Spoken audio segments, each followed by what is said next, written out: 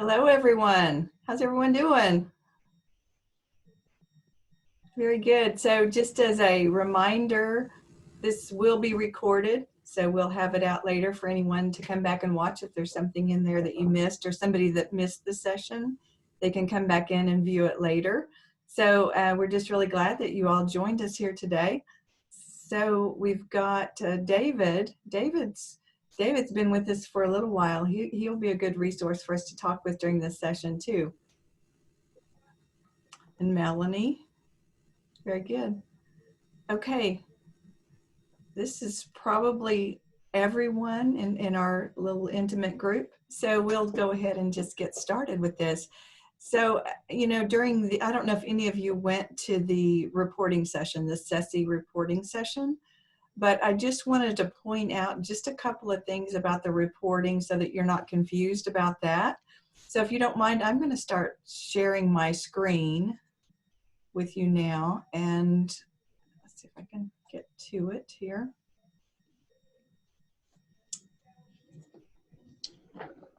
Okay, does everyone see my screen? It should be showing the CTIMS information management system.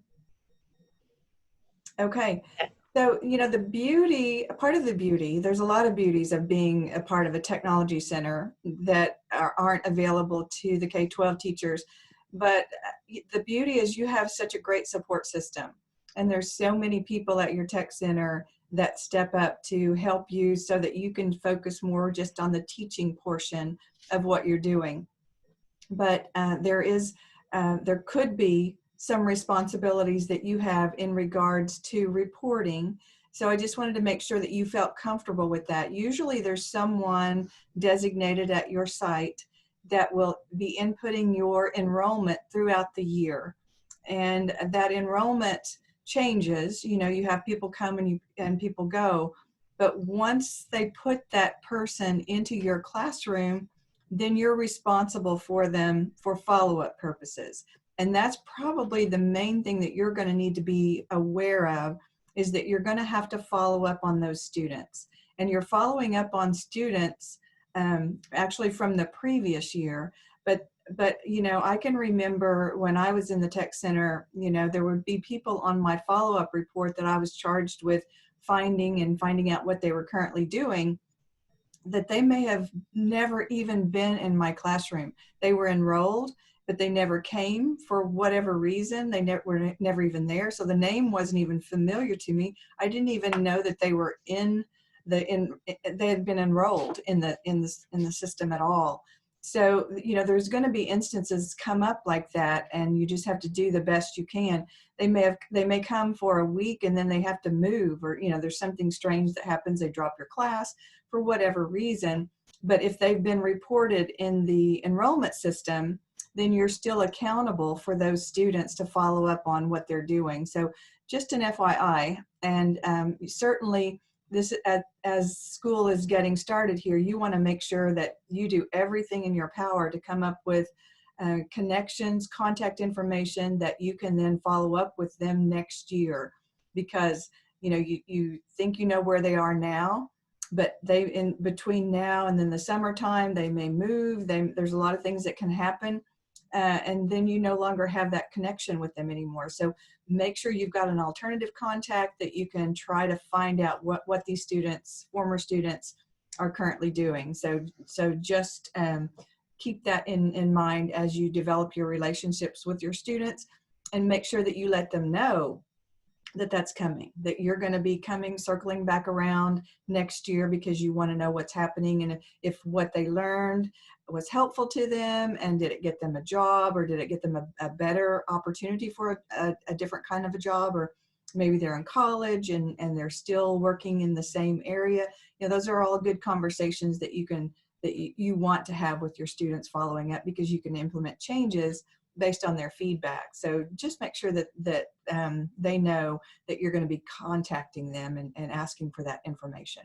So just wanted to show you, just in case you're not aware, this is our website, the Career Tech website, and which, by the way, is getting ready to change. The state, all the state agencies are moving to a similar type format for all of the state agency websites. And so, ours has needed an update for quite some time, and it's not the easiest website to navigate. And so we're excited that it's going to happen, but it's actually going to happen really quickly because we've been chosen as one of the pilot agencies to pilot the process of moving to this new system. So we're already in the process of going through and cleaning up broken links and that kind of thing. Things that won't need to transfer over to the new system. So, we look for that to happen. It could happen as early as, this fall, late fall, perhaps. So anyway, just an FYI. But in the meantime, when you go to our website, if you will, which is okcareertech.org, if you then look at this ribbon across the top, the red ribbon, and if you select CTIMS, that's where all of our reporting is done, is through CTIMS. And so you pick that, and then if you need any help with logging in or your username or passwords, then you would go through this support area here. But you would scroll down, most generally, you would scroll down to the Technology Center area, and you would find whatever report it is that you're trying to get going with. I don't think you would have to do anything with the enrollment portion of it. What you would be concerned with would be down here at the follow-up report of your individual student follow-up data. So there's support for that. There's a guidebook for that. There's now a PowerPoint instructional area there. They've been in the process of making videos to help support as well. So that's where you would look to get this information, and to get any kind of support for whatever report you're doing. You would go through the CTIMS support email or phone number. It doesn't look like they put their phone number here, but anyway, so that I just wanted to make sure that you were familiar with where you would go for any reporting that you need to do. And so I will, are there any questions on that? Okay, so I don't want to take up a lot of our time doing that kind of thing. What I really want to hear is from you guys.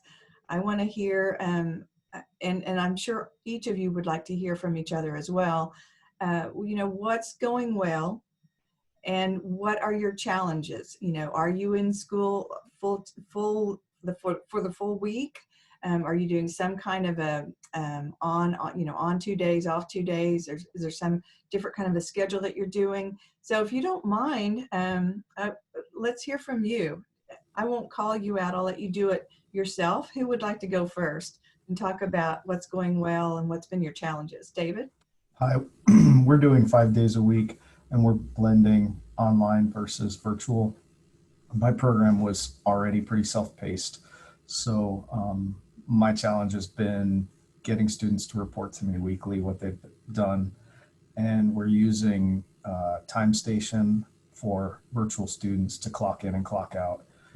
They don't necessarily have to do that during class time, but if they want help, that's when they should log in.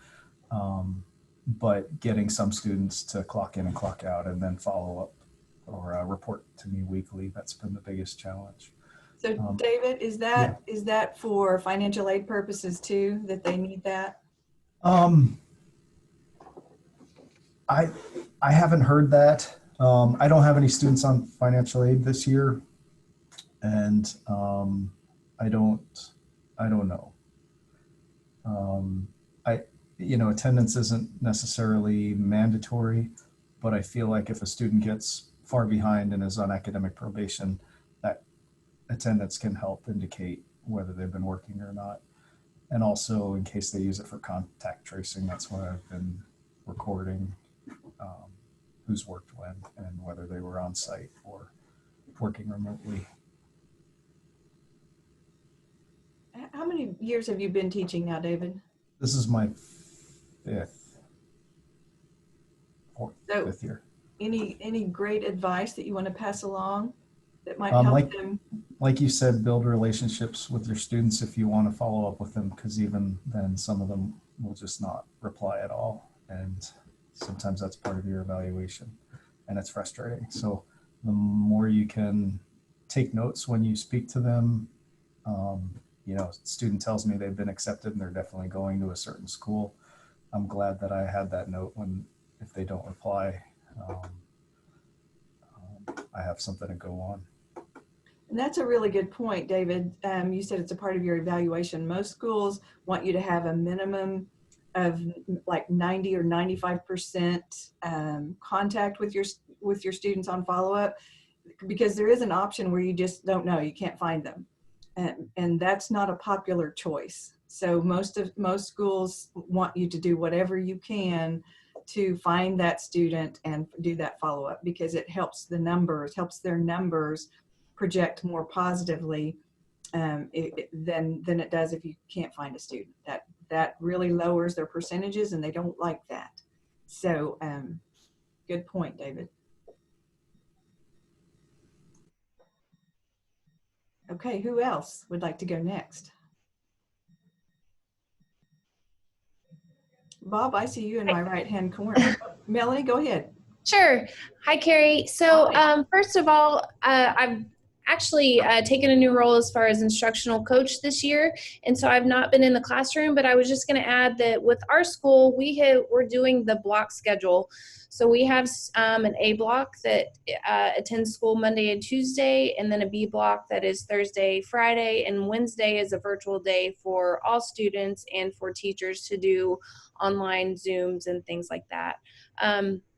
You know, it's working out as best as it can. Our teachers are doing well, and I'm very proud of them. They're adapting, but it has definitely been a challenge.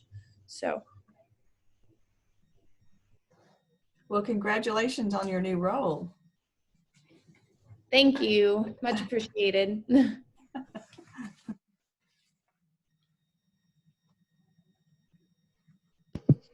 Well, I guess you were going to volunteer me, so. It was, Bob. I guess that's voluntold is what they call it. I've had a number of challenges. Personal, I was diagnosed with diabetes just as classes were starting. So it was kind of a switch over with things on that. But in the classroom itself, I'm teaching cybersecurity, and that's a very popular program here at Tulsa Tech. And my afternoon class, the morning class wasn't too bad, 20 students, but I had 30 students in the afternoon class in a classroom that will seat 30 students. And so just the social distancing factor was a very big challenge right there. And being the new guy and trying to figure out everything as it's happening, it was a very big challenge.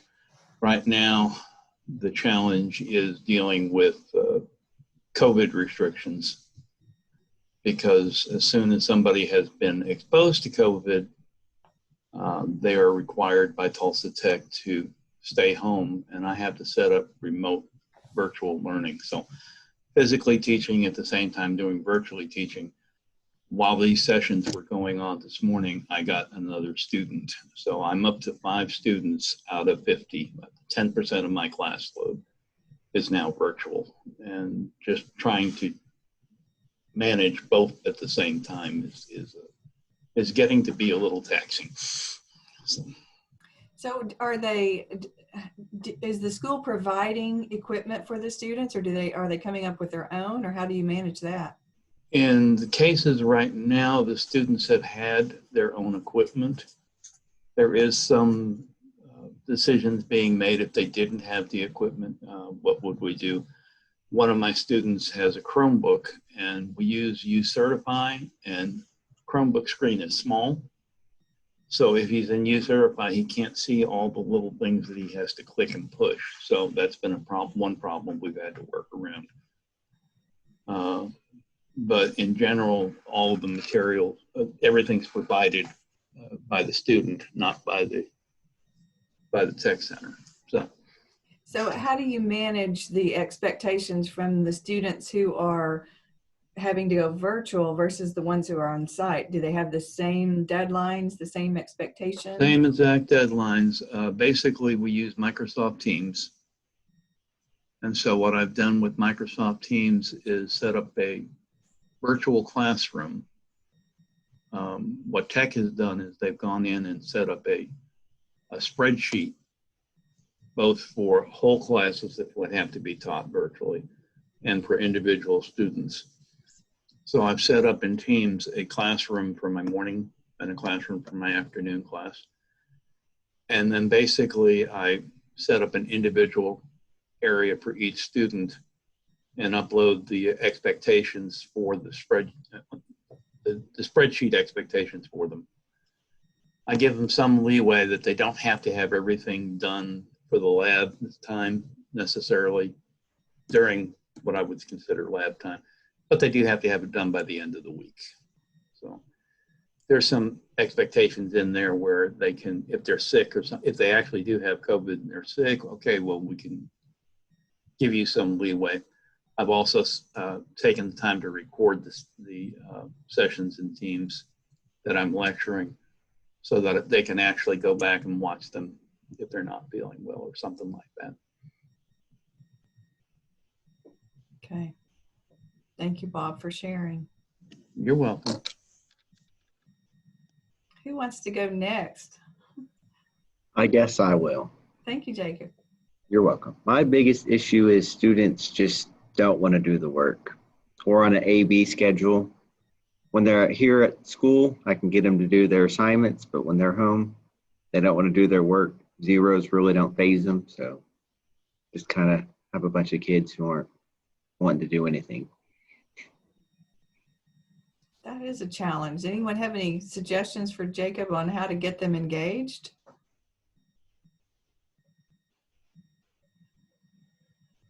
Bob, do you struggle with that too? Do you have engagement issues with your virtual? I have had some engagement issues. What are you teaching, Jacob? I'm teaching Cisco switching and routing, Yeah. server. And with the high school students, it's like, I don't care type of attitude. Yeah. The only thing that I can say would be that when Tulsa Tech came in and said, you have to do this spreadsheet, something about the attendance, if they don't do the work, then they get zero attendance. Even though they're COVID, they get zero attendance. Oh, nice. And so that starts counting up against them being kicked out of the program. That might be something to look at with your tech center, how they're doing the attendance and whether or not. And I get good feedback from them on Zoom. They just refuse to do the work. Oh yeah, I force them into telling me they're there through the Teams meetings. So something I discovered this year was that if you're not able to reach the parents, they're not answering email, they're not answering their phone. If you try texting their mobile number, suddenly the students are contacting you like in 5 minutes. So sometimes a text to the parent is like magic. Yes, I've had many conversations with parents. Yeah, I got zero response from one student last week. And when I called his mother, all of a sudden, he was doing the work all of a sudden real quick. So. Yes. Some other ideas, and it's really difficult to do when you're trying to work through Cisco curriculum, that kind of thing. But being able to connect your students through some sort of a platform, have them connect and do some team activities where they actually put some peer pressure on one another to complete some of those assignments, make some of them maybe more group oriented. I don't know how you could do that with those Cisco labs, but if you could think of a way to put together projects around the curriculum that would maybe force them to work in teams and have some interaction and use some of that peer pressure to cause them to want to do a little bit better. I mean, as long as they're sitting out there doing their own thing, they just feel pretty isolated and they feel like they can get away with anything, I think. So the more group activities we can throw their way, we might have some better luck doing some of those kind of things, as well as your regular curriculum, maybe. I don't know, some ideas. Carmen, you have anything you'd like to share with us from Green Country? Well, so we, in my classroom, I can house 22 in the morning, 22 in the afternoon. So, and I have high school and adults. And so it's kind of rough. I have my adults here all day, and they fill up probably 12 of my seats, and then the other 12 are for high school, and I've had to split them A and B. And then even the quarantining thing, so I have a bunch virtual. It is really difficult. A lot of my students are given Chromebooks from their high schools, and the Chromebook is just killing me. Right now, our Microsoft Office curriculum, they have to be here in order to just do it because the Chromebook just won't allow it. And if they can't be here because they're virtual, then I have they'll get on, and it doesn't matter what I say, like I can tell they've gone to sleep. So it's a little rough. It is rough right now. Carmen, have you taught before? Is this your first year to teach? No, this is going on my second year. So my first year was already rough because then I was trying to get used to it and kind of get a rhythm down, and then I didn't get my rhythm and COVID hit, and then and that was really rough. And then to come back this year, I have some better curriculum and some better things, but then, I mean, our first week back, probably 6 of my students were quarantining, and it's been rough ever since. So, the work that we've done, I don't know if you've heard me talk before about the industry futuring panels. It's a group that we brought in of industry people from a variety of industries that provided some really good input. And I did a survey, and this was last summer, not this just this summer, but 2019 is when they came in and we did the panels with them. And then I followed up with them this summer to ask them some COVID related questions. And, it was really interesting, because we did the original panels pre-COVID, and they were talking about the impact of distance and remote the workforce and the challenges surrounding that. And then during COVID, obviously they were saying that students, they need that. They don't have the self-discipline. It's really challenging for them to understand how important it is to be able to continue to connect remotely and have that self-discipline to continue on with your responsibilities, even though you're doing it remotely. So in order to have the respect and to maintain your position and reliability within a company, they have to be able to rely on your ability to work remotely. And I don't know how we go about getting that across to students, but this is a great practice session for what your life could look like. You may have a remote position that you're responsible for, and you can't go to sleep. You're going to have to do the work. You're going to be responsible for the output. You can't just shut down because the country shut down. You're going to have to be responsible. Right. Yeah, I do agree. And I tell that to my medical office, like if they get with a telehealth type company, and to my executive administrative assistants, and even the medical coders, because a lot of them are going home. It's just, they understand it. It's just like all of my adults, they're burnt out already. And I get it because they hear the same information from when I do it to all of them with group A and then group B and then my afternoon and then the other afternoon. And so they're so burnt out from the same information, but there's nothing else I can really do right now. So. Yeah, such a challenge. Okay, who would like to go next?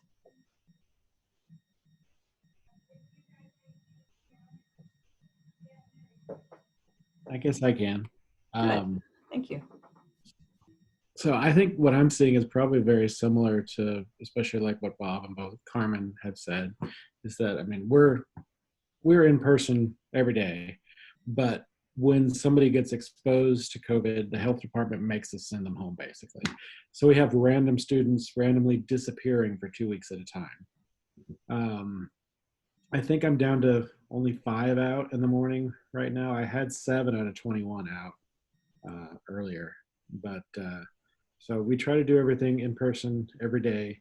But when they get sent home, like we're saying, they're not checking in. I'm checking in with them every day on Remind, sending text message to them.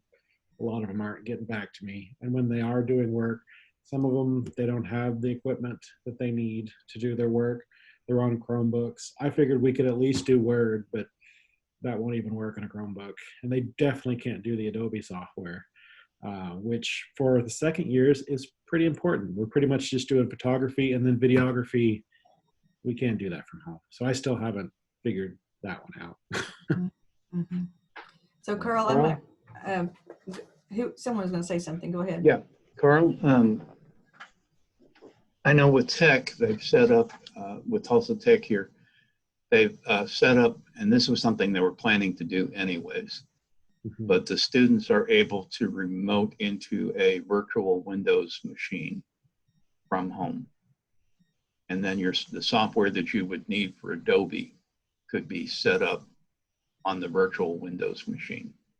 Can you remote into them from a Chromebook? Yep. Yeah. I've actually done it with my own personal Chromebook. The limitations, of course, are going to be the screen size, but you're basically virtually in a Windows 10 environment. Mm-hmm. Yeah, because I have to do that for anytime I need Windows software because we run a Mac environment. So they already have that set up for me. So okay. That's not bad. Well, I know that some of the Adobe software, a lot of the Adobe software is Windows based as well. So yeah, you can use it on either. So that's not a bad idea. Yeah, that's a good suggestion, Bob. And what I was going to share was we just worked with Adobe this week on, actually we met with them last week and they sent us the contract this week. And so we're going to push that out for the new Adobe statewide contract. If you're not aware that we've got that, it's $15 per user, no minimum. That's the big deal. There's no minimum number of licenses that you have to have. So if that's something you have an interest in, we might want to get that information to you. We keep it actually out in our CTU location under the BMITE teacher resources under curriculum. There's an Adobe folder out there that's got a lot of information about it, including the contract, but it's through Journey Ed. And so we've worked with Journey Ed for the past few years. I want to say maybe 4, but this year we've been doing it per device, and it was $35 per device, no minimum. And now it is $15 per user and no minimum, which is a big deal, as far as the minimum number of licenses that you have to have. And that also allows you to put it on multiple devices. For example, you could put yours on from home as well as at work. And it's the entire Creative Cloud, so they have access to all that same stuff. So just an FYI. And also they did tell us too that if you already have an existing contract, Adobe contract licensing, you can't supplant what you've already got, but you can do any additional licenses through January for free. So they're extending that, the number, because of the situation, they're extending that. So anyway, we have a contact that if you're interested in any of that, we can, it's all out there in that folder on CTU.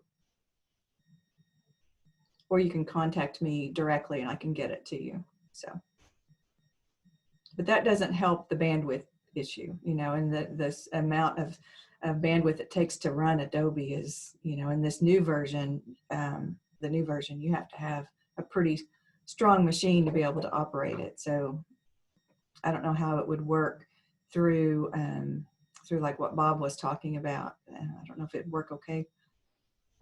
I don't know. Premiere might still be an issue for just about every student unless they have a really high horsepower computer. Mm-hmm. But it might at least help with the first years doing Microsoft Office. Mm-hmm. Yeah. Okay, Lucas. Yep. Can you hear me? Yes. For me, honestly, I haven't really had too many issues with, things like engagement or too much like connectivity issues or anything like that. It's gone relatively smoothly so far. The only thing is I do have a handful of students who don't have internet access or computers at home, and I teach computer information technology. So it's a little difficult to teach computers, with a paper packet or something like that, or whatever they're being sent home with. But as far as actual engagement and those that are able to connect, it's been relatively smooth so far. It's just those couple of students that are kind of falling behind a little bit just because they can't get the hands-on experience. So did you say you're in site right now, on site right now? Yes, we're on site. So you It's have just, a few. yeah, if we have a few students that their school, for whatever reason, they're sending school is quarantined, or they might be quarantined personally for something, that's where we run into issues. And pretty much every week so far, I think I've had at least one student who has been out of the class, who's been quarantined. What platform are you using for your management system for students to log into? So pretty much I meet with them on like a Zoom call. The students who are virtual, we just get on a Zoom call and I record that they met with me for the day. I don't have an actual like digital system or anything that I use where they clock in. I just record it and then I report that to the office, or for my attendance, I'll mark that they were here and that it was a virtual day. And where do you post all of their assignments? We do Canvas and Cisco's Networking Academy for most everything. Okay.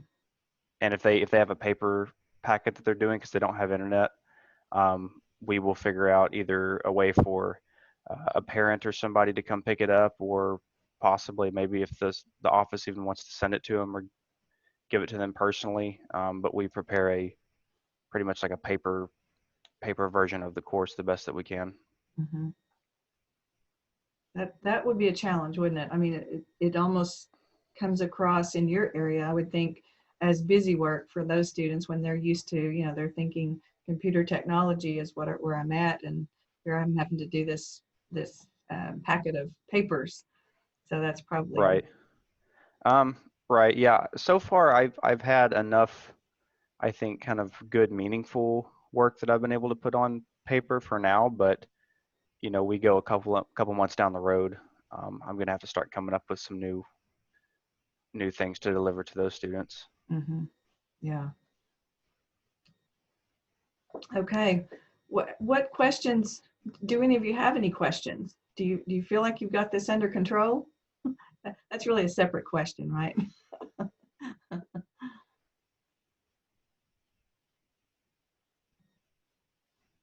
So the main thing just is that whatever we can do, if there's anything from our end that we can do to support you and what you're trying to accomplish, we certainly want to try to do that. We want you to know you've got an advocate here with us, and if there's a question that you have, if we don't know the answer, we'll look to find some sources or someone out there that's doing something similar that can give you some advice or some help.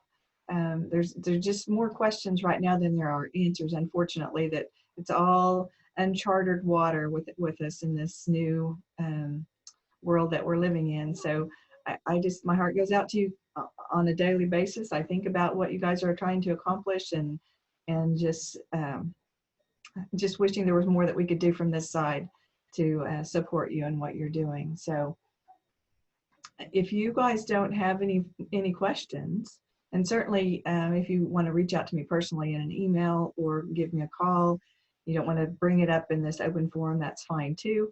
But just know that we're here and we're willing to do whatever we can if there's anything we can do. So if you know of anybody who's doing like virtual stuff for video production, I'm all ears on that, because after fall break, the second years will be doing video production for the rest of the year. And if they have to disappear at home for 2 weeks, I'm currently trying to brainstorm ideas. So. Okay. Yeah, and there's so many things, apps that they can use now on their phones, and it's not obviously Premiere, and so which is where you're wanting to go with all of that. But yeah, I'll see if I can find any support for you in that regard. Any other? Carl, I've got your email address, Carl. I'll get in touch with you about the virtual Windows environment, how you can do it from a Chromebook. Thank Yeah. you for doing that, Bob. I'm going to talk to our IT guy too, because he may know, because he's set that up for me. So that's a really good idea. Now, the setup you have is not Windows inside the Mac. It's a separate link up to a machine. It's a remote desktop from the Mac where you remote into a virtual Windows machine. Okay. Yeah. It's good to know, Bob, that you're an expert in that area. So in case we get more questions, we can. Well, I have spent the past 13, 14 years at Tulsa Community College as the IT guy, one of the IT guys at one of the campuses. Mhm. So a lot of that comes to me naturally. Good. Great experience. It's become very helpful. Okay. Well, I'm gonna get us out of here about 5 minutes early then, if there are no more questions, but certainly not trying to rush anyone out. I'll stick around if any of you want to stay and ask a question, that's fine. But other than that, we'll let you go for the day and wish you all the best for the rest of this semester.